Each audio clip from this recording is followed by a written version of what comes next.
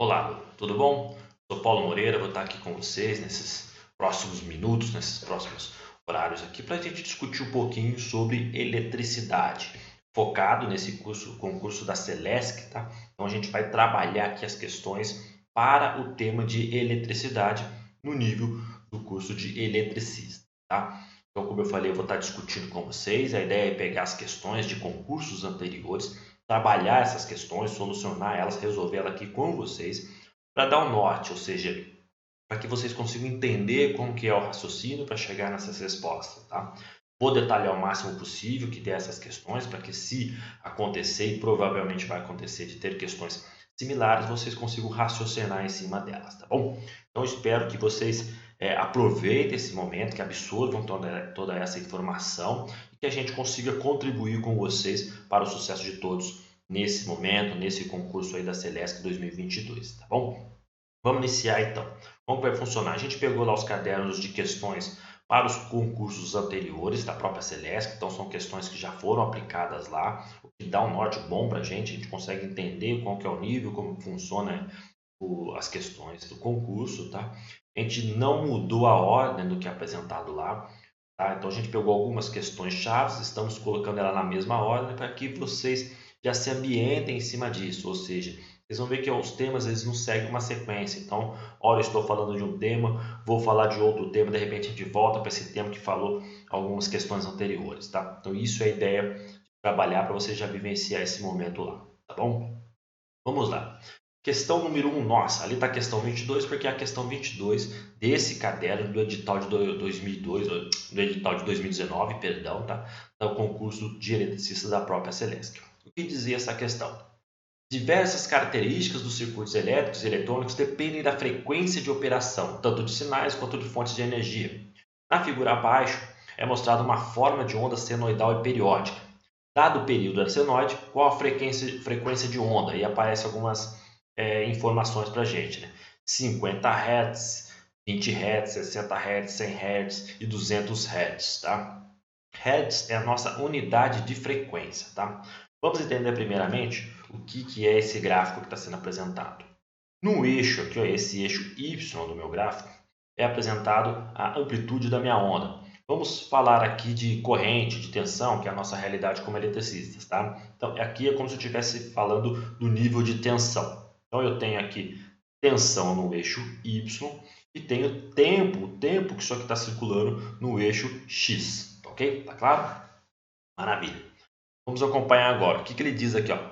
Mostrado uma forma de onda senoidal. Então, recapitulando, o que é onda senoidal? É esse formato que eu tenho aqui, ó.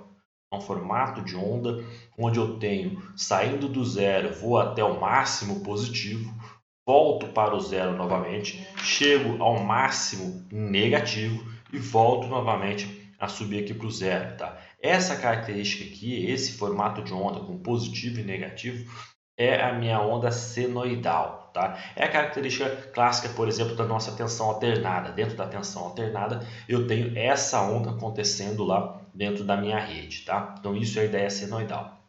Por que ele trata como onda senoidal periódica? Porque isso aqui vai acontecendo e vai se repetindo. Então, eu tenho aqui, ó, uma vez que ela aconteceu, a segunda vez que ela aconteceu, e assim vai. A onda vai se repetindo aqui. Se eu esticar esse gráfico, você vai ver que ela se mantém. Isso é a ideia do periódico, tá?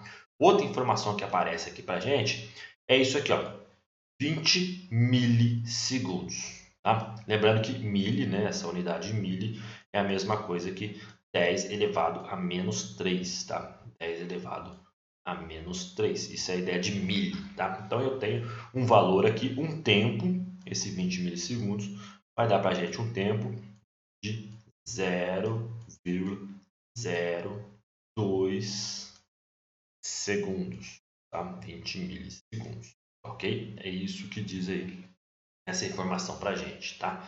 20 milissegundos. Deixa eu arrumar que tá parecendo 20 milissegundos. Ótimo. Então, o que quer dizer isso? Esse 20 milissegundos para a gente é o período, tá? Período. O que é período? É o tempo exato que a minha onda senoidal leva para cumprir um ciclo. O que é o ciclo? Eu saio aqui do zero, vou até o máximo positivo, que seria meu valor de pico, né? Vou até meu pico, passo em zero novamente e vou meu valor menor aqui, meu valor menos Vp. Então aqui, ó, se eu tiver valor de tensão de pico, positivo, e aqui eu tenho o meu menos tensão de pico. Tá?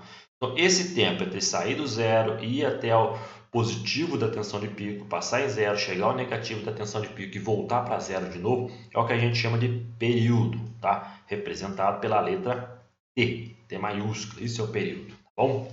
Então é o tempo que uma onda leva para fazer o seu ciclo completo, é o período de uma cicla. Aí vem aqui assim, ó, onda senoidal periódica, ou seja, eu tenho uma onda senoidal que ela segue em vários períodos, vai se repetindo esse período aqui. Tá? Aí ele pergunta lá, qual é a frequência? Da eletricidade já tem um dado que se frequência ela é igual ao inverso do período, tá? Ou seja, 1 sobre t. Tá? Isso é a ideia de frequência. Bom, 1 sobre t. Então, utilizando esse dado aí, eu tenho de frequência, que é o que ele está querendo, vai ser 1 dividido por 0,02. 0,2. Isso é minha frequência, tá? 1 dividido por 0,02. Fazendo essa divisão, são duas casas, né? Eu vou ter esse valor aqui de 50 Hz. 50 Hz é o meu valor aqui apresentado para essa questão. Então, a minha frequência aqui, eu vou responder lá na minha prova como 50 Hz. Resolvemos esse ponto dessa questão 22 resolvida. Tá? Então, se aparecer lá outros valores lá para esse período, em vez de 20 milissegundos, tá outro valor aqui. Como que você vai descobrir a frequência? Vai pegar o 1 e vai dividir por valor que tiver aqui embaixo. Tá? Vai dar a resposta a essa frequência que você tem. Tá? Aproveitando esse momento, então, que a gente está falando de frequência, só para dar uma luz aí para vocês, tá? A frequência nossa aqui no Brasil ela é tratada como 60 Hz, tá? Ou seja, eu tenho 60 ciclos desse aqui acontecendo por segundo. Essa é a ideia do Hertz, tá? A frequência é igual ciclos por segundo, ciclos por segundo, tá? Isso, ou seja, quantas vezes eu tenho esse positivo e negativo aqui durante o segundo, tá? Isso é a ideia de frequência, tá ok? Então, toda vez que eu falo em frequência é isso, é quantas vezes isso aí se repete. Como eu estou falando de ondas, como eu estou falando de sistemas elétricos, a gente faz essa repetição por segundo, tá? Então, por isso que é ciclos por segundo.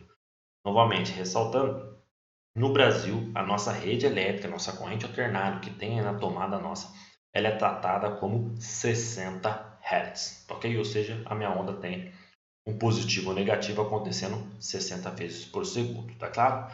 Maravilha! Vamos para a próxima questão então, para a gente já dar andamento, matar mais uma ajuda para vocês durante essa prova, tá? Questão 23. O multímetro é um instrumento de medida que, como o próprio nome sugere, pode medir múltiplas variáveis. Então, essa é a ideia de multímetro. Tá? Para saber qual a corrente que está circulando em um resistor, o multímetro deve ser colocado em com o resistor. Então, a gente vai ter que completar essa lacuna aí. Continuando, para medir a tensão, o multímetro deve ser colocado em com o resistor. Já o resistor é desconectado do sistema e sua resistência é medida colocando os terminais do multímetro em com os terminais do resistor. Então, ele está fazendo algumas medições dentro de um multímetro. Tá? Então, mas antes de entender essa questão, vamos pensar com a gente aqui um ponto. Multímetro, como o próprio nome diz, ele faz múltiplas medições. Tá? Como a gente está falando de um concurso para eletricista, eu estou falando de sistemas elétricos, então eu vou ter algumas medições clássicas. Eu tenho medição de tensão, eu tenho medição de corrente, eu tenho medição de resistência. No caso elétrico, eu vou ter ainda medição de potência com outros equipamentos. Quem mede tensão para a gente, né? Quem vai medir tensão para a gente é o voltímetro. Tá? Então, quem mede tensão a gente chama de voltímetro. Voltímetro. Okay?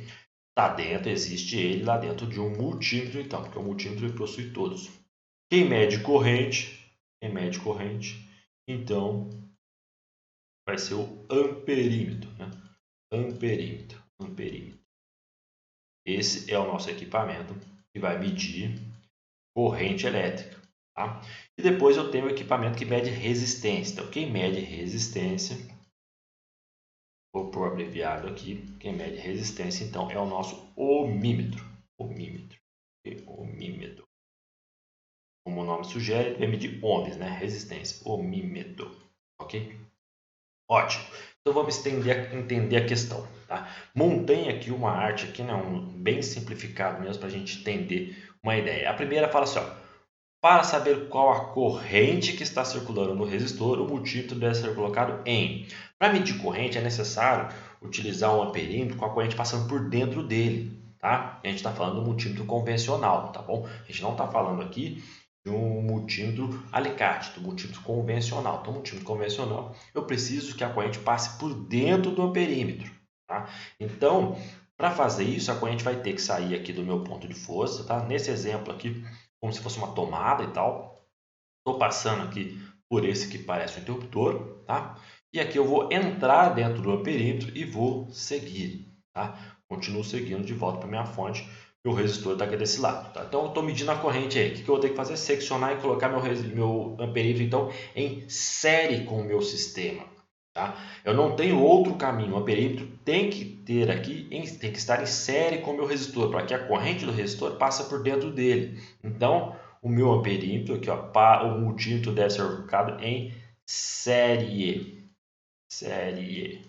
Ou seja, em série com o resistor. A corrente que circula no resistor vai ter que circular dentro do meu amperímetro, tá? Lembrando que é o multímetro que eu estou trabalhando, a questão fala multímetro. Então, vou colocar o multímetro lá na função de medição de corrente, na função amperímetro. Vou abrir o meu circuito, colocar o amperímetro em série com o resistor, tá? Continuando. Para medir tensão, o multímetro deve ser colocado em com o resistor. Agora eu quero medir tensão. Eu quero saber qual o nível de energia que está em cima do resistor, qual a diferença de potencial que eu tenho em cima dele. Como que eu vou fazer isso? Olha novamente o nosso desenho dando a sugestão. Tá? Aqui nosso circuito original, eu quero medir a tensão que está em cima do resistor.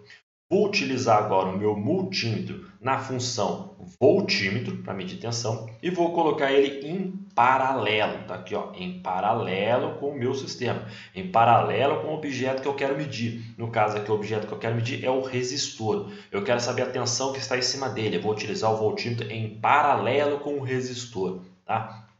Vamos lá, para medir tensão, o multímetro deve ser colocado em paralelo, paralelo. Ok? Então, o que é a característica do paralelo? É isso aqui, ó. Uma ponta do meu amperímetro, um ponteirozinho dele aqui, ó, vai estar ligado na parte de cima do resistor. A parte de baixo está ligado na parte aqui do resistor. Se eu chamar isso aqui, por exemplo, esse lado aqui, ó, de lado A, isso aqui de lado B, lado B, vou melhorar aqui, né? E aqui lado A, o que eu estou fazendo? Estou colocando o meu voltímetro ligado em A e meu resistor também está ligado em A, que é um condutor, tá? O meu voltímetro está ligado em B e aqui também está ligado em B. Eles estão ligados no mesmo ponto, tá? Isso é característica do paralelo. Eu estou medindo no mesmo ponto, tá? Aí continua. O resistor é desconectado do sistema e sua resistência é medida colocando os terminais do multímetro em com os terminais do resistor. Agora eu quero saber qual a resistência desse cara aqui. Qual a resistência desse resistor?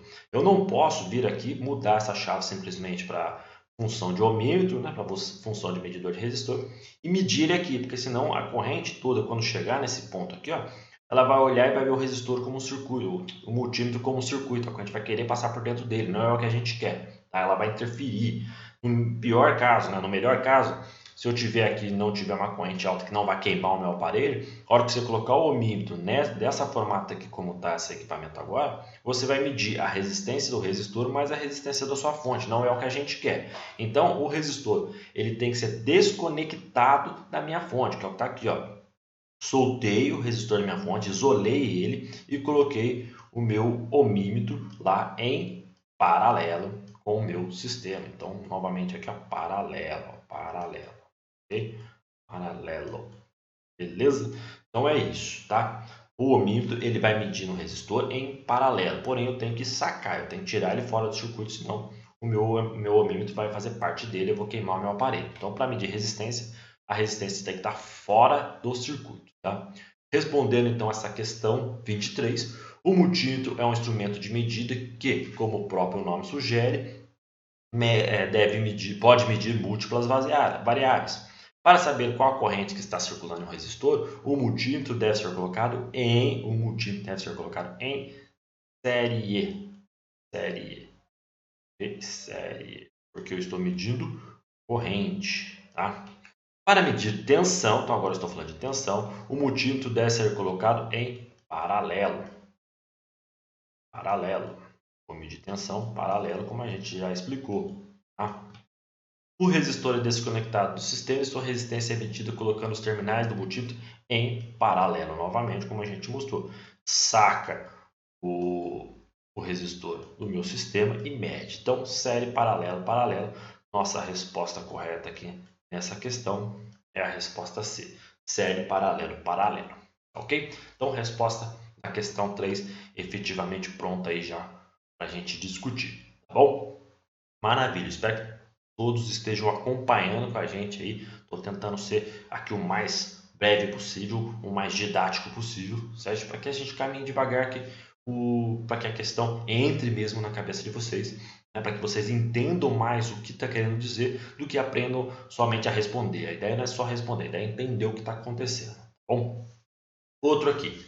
Relacione as colunas 1 e 2 indicadas abaixo. Tá? Então eu tenho a coluna 1 temos potência aparente, potência ativa, corrente elétrica e tensão elétrica. Depois eu tenho as definições. Diferença entre os potenciais elétricos de dois pontos de uma região de um campo eletrostático. Fluxo de cargas que atravessa a seção reta de um condutor na unidade de tempo. Potência que realiza trabalho. Potência total do sistema. São as minhas opções para que eu indique aqui na coluna, né, a numeração correspondente a cada um deles. Tá? Vamos entender primeiro, vamos trabalhar com a coluna 2 para que a gente consiga entender. Tá? Diferença de potencial elétrico entre dois pontos de uma região de um campo eletrostático. Toda vez que você escutar esse termo diferença de potencial, a gente está falando de quem? A diferença de potencial. Tá? Diferença de potencial é a nossa DDP. Tá? DDP, diferença de potencial elétrico entre dois pontos. Eu estou comparando dois pontos. Tá? Tensão elétrica é exatamente isso que a gente faz. Quando você vai medir, a gente acabou de falar do exercício, você não está pegando o voltímetro e colocando entre dois pontos, você está medindo a diferença de potencial entre os dois pontos. Então, DDP é igual tensão elétrica. Então, aqui eu estou falando de tensão elétrica, tá ok? Tensão elétrica é minha DDP, tensão elétrica. Ótimo. Já matamos o primeiro, tá bom? Então, tensão elétrica, DDP, tá? Então, só fortalecendo. DDP, tensão elétrica. Diferença de potencial. O que eu estou medindo ali na tomada é diferença de potencial. Quando eu pego o meu voltímetro e coloco ali, tem 127 volts, estou medindo uma diferença de potencial entre fases. Eu medi, tem 220 volts, diferença de potencial. Quando eu falo que a minha rede lá de alta tem 13.800 volts, eu estou falando em diferença de potencial elétrico, tá? Tensão elétrica. Aqui tem outro. Fluxo de cargas que atravessa a seção reta de um condutor na unidade de tempo. Fluxo de carga, tá? Que atravessa a seção reta do condutor. Então, fluxo de carga. O que é a seção reta de um condutor? Eu tenho lá meu condutor, tá? Meu condutor, meu cabo aqui desenhado. Isso aqui que eu estou vendo, eu vou ampliar aqui, ó, é a minha seção reta. É como se eu tivesse dado um corte aqui e estou olhando essa seção reta aqui. Tá? O fluxo de carga, eu estou medindo quanto de carga elétrica que passa nessa seção aqui por uma unidade de tempo. Tá? Então, o fluxo de carga é o movimento de alguma coisa. Quando eu estou falando de carga elétrica, então eu estou movimentando cargas elétricas. Se é um movimento de cargas elétricas, eu estou falando então de corrente elétrica. Então, fluxo de cargas elétricas, fluxo de cargas então é corrente elétrica. Corrente elétrica. Ok? Vale lembrar então que a definição de corrente é movimento ordenado de elétrons, né? O fluxo de carga. Então eu estou movendo elétrons, estou movendo uma carga elétrica. Isso é a ideia, a definição de corrente elétrica. A definição de tensão elétrica, então é uma diferença de potencial elétrico. Tá? Agora o outro é potência que realiza trabalho. Maravilha, isso também dá para definir tranquilamente com vocês. Potência que realiza trabalho. Quando a gente fala de eletricidade, quando a gente fala de colocar alguma coisa para funcionar, o que eu quero é a potência que realiza o trabalho. Como assim? Lá no chuveiro, quando você liga ele, o que você quer? Você quer aquela água quente ali saindo do sistema. Aquela água quente, aquela água com uma temperatura maior, é a sua energia elétrica sendo transformada em trabalho. É a potência realmente do sistema sendo transformada em trabalho. Quando você olha para a ponta do motor ali, o eixo dele girando na velocidade que você precisa, isso é a sua potência realizando o trabalho, a potência elétrica realizando o trabalho. Tá? Tudo que realiza trabalho no sistema elétrico, a gente já vai chamar de potência ativa, ou seja, realiza trabalho. Tá? Então, potência que realiza trabalho é a minha potência ativa. Potência ativa. Ou seja, ela é ativa no meu sistema, ela está realizando o trabalho, tá? Então, vou pôr aqui ó, igual trabalho. Trabalho. Maravilha. Potência que realiza trabalho é minha potência ativa. Já vem ali, ó, potência total do meu sistema, tá? Alguns equipamentos, não todos, mas alguns equipamentos na área eletrônica, motores, reatores, lâmpadas de partida, tudo esses sistemas eles precisam de gerar um campo elétrico ali para que eles trabalhem. Então, o motor, para ele começar a girar, ele tem que gerar um campo magnético para que tire aquele motor da inércia. Tá? A lâmpada de partida ela precisa de um reator. Aquele reator, como é que funciona? Ele cria um campo eletromagnético ali que vai interagir dentro daquele reator, provocando reações que vão fazer o meu sistema funcionar. Tá? Mas isso é somado, que a gente fala vetorialmente, à minha potência total do sistema. O trabalho que eu quero no motor, como eu já falei, é o eixo rodando. Mas para esse eixo rodar, para esse eixo circular, para ter essa potência ativa, essa força ali no eixo do meu motor, eu preciso criar um campo magnético, um campo eletromagnético ali dentro do motor. Tá? A somatória desses dois vai dar para a gente uma potência que a gente chama de potência aparente. Tá? É uma potência, não é o termo figurativo ele fica um pouco fora, mas é uma ideia de potência figurativa não, tá? Mas é uma potência que a rede enxerga ela, o sistema elétrico vê isso aí, mas ela não é totalmente transformada em trabalho. O trabalho é a potência ativa. A potência aparente é aquela potência que é absorvida pela sua rede. É a potência que é a somatória vetorial da sua potência ativa e da sua potência reativa. A reativa é aquela que acontece lá dentro do motor, essa força que faz o eixo girar. Já a potência ativa é o eixo mesmo, a força que eu quero, aquela velocidade do eixo girando. Tá? Então, potência aparente, perdão, ela é a potência total do meu sistema. Tá? A gente chama a tela de S. Tá? S é minha potência aparente. Tá? Toda vez que aparecer S para vocês, eu estou falando de potência aparente. Potência aparente. Aparente. Tá? Isso aqui é bom que já dá uma luz aí para outras atividades que aparecerem. Tá? A potência ativa, que é o que a gente já falou, a gente chama sempre ela de P. Tá? P é a nossa potência ativa. P é a nossa potência ativa.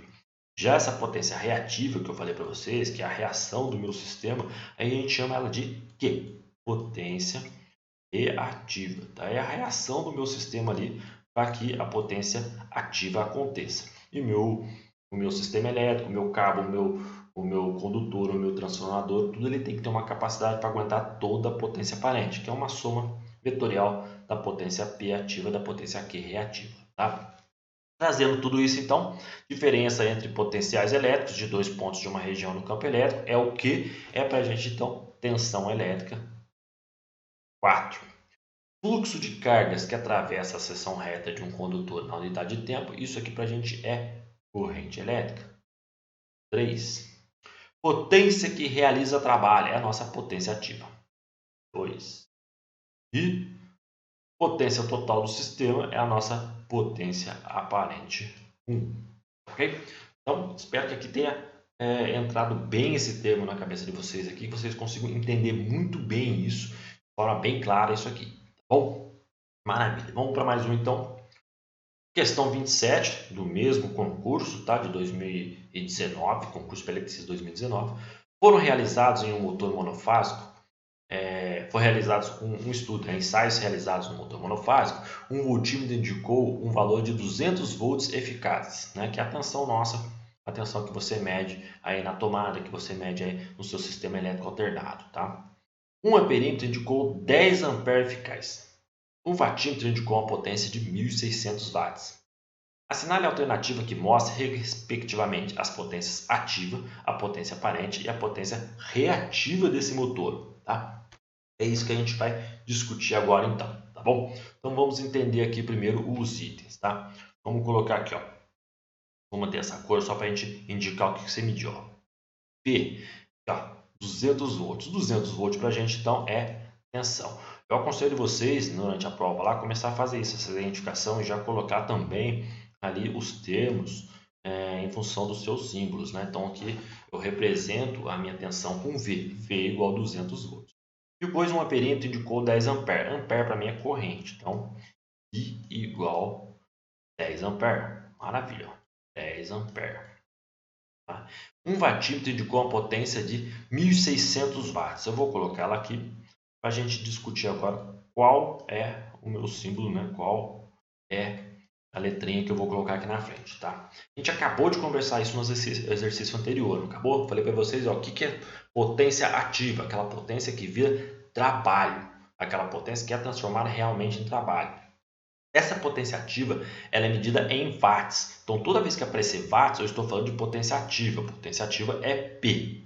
Tá? Potência ativa é P. Então, eu tenho 3 unidades para a gente trabalhar aí. Primeiro, uma tensão de 200 volts, uma corrente de 10 amperes e uma potência ativa P de 1.600 watts. Dicas que já estão dadas aqui. Ó.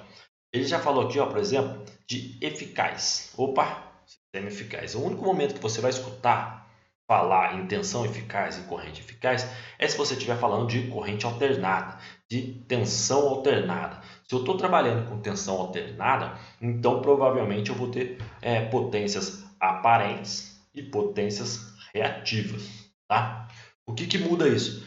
Lá, se eu não tiver, se eu estiver trabalhando com tensão contínua, eu uso essas 3 fórmulas, ela tem que se conversar, que é P igual a V vezes I. Aqui não, estou falando de alternada, eu tenho potência ativa aparente e potência reativa. O que você sabe disso então?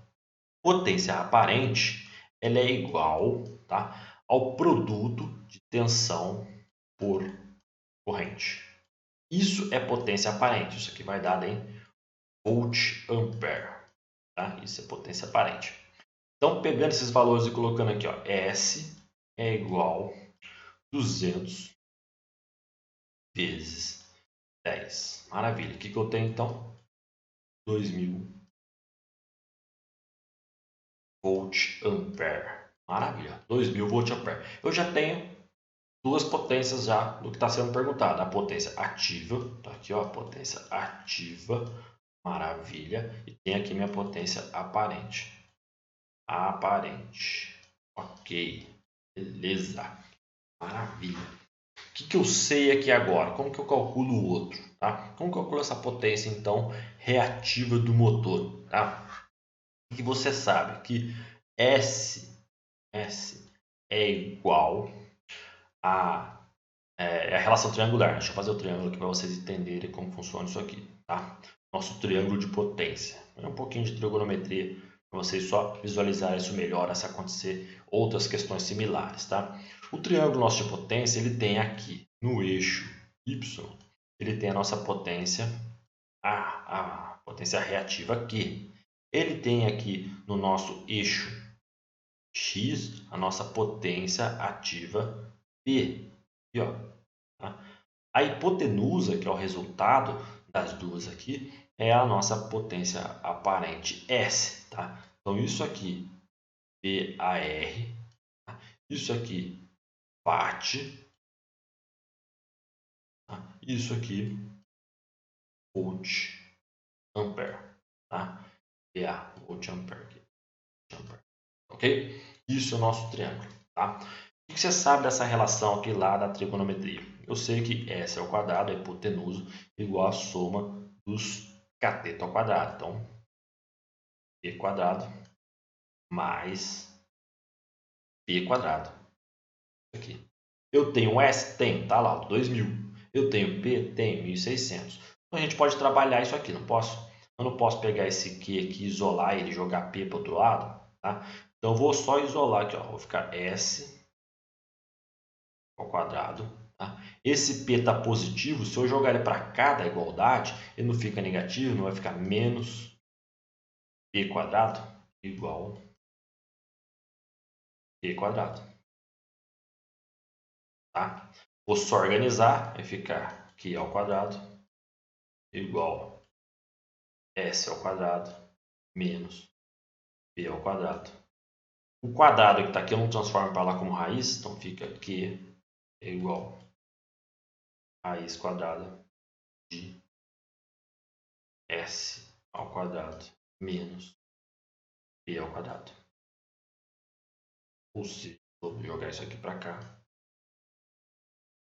Q igual a raiz quadrada de o S quadrado dá 20, né? 2000 ao quadrado menos 1600 ao quadrado. Esse é meu Q, tá? Esse é o meu valor de Q, tá? E isso aqui, se a gente fizer o cálculo, abrir tudo isso aqui, né? Abrir a raiz quadrada dele, a gente vai chegar no valorzinho aqui, tá? De 1200. Opa, sem o Q, tá? Deixa eu apagar ele aqui, sem a raiz, tá? 200. Vou ensinar para vocês raciocinar sem ter que fazer esse cálculo lá. Pera aí. Pô, mas tem que fazer esse cálculo todo. Não precisa. A gente já vai raciocinar em cima disso. É isso aqui. Tá? Vamos raciocinar com nós aqui uma coisa rápida. Tá? A potência P foi dada 1600. Vamos olhar lá para a resposta nossa. Tá? Você vê que a potência em watts é potência ativa P. Tá? Fiz tudo isso aqui para chegar no valor, mas agora vamos raciocinar em cima das respostas, eliminar as respostas que estão erradas em cima de raciocínio dentro do conhecimento nosso. Tá? Potência P, 600. Sobrou para mim então quem? Sobrou aqui 1.600 watts, 1.600 watts, 1.600 watts. Ótimo! Maravilha! Chegamos aqui em dois termos, tá? Ele fala assim, a potência aparente, você calculou 200 vezes 10, 2.000 watts. Sobrou esse cara aqui, ok? Maravilha! Agora, a gente já tem então a resposta calculada aqui de 1.200 VAR. Tá? Esse é o valorzinho que eu tenho aqui para calcular essa questão, tá bom? Para dar a resposta. Então, a nossa resposta aqui é 1.200 VAR, que é esse valorzinho aqui, tá? Então, sempre faça essa análise, faça um comparativo entre as questões. A resposta praticamente já está na própria pergunta. Você matou aqui 3 questões já direto na própria pergunta, tá? O que faltou foi calcular o seu valor de Q, tá? O seu valor da potência reativa, tá? Pensa assim, vamos analisar bem isso aqui. O valor de Q, aqui ó, de 1.600 para 2.000, o valor de S, perdão, o S aqui, ó, esse valor da hipotenusa, ele depende do valor da potência reativa. Tá? Se esse valor for muito baixo, a minha potência reativa ela vai se aproximar muito da minha potência ativa. Então aqui ó, no primeiro que aparece 400 VAR, se isso aqui fosse 400, esse 2.000 teria que estar muito mais próximo aqui de 1.600.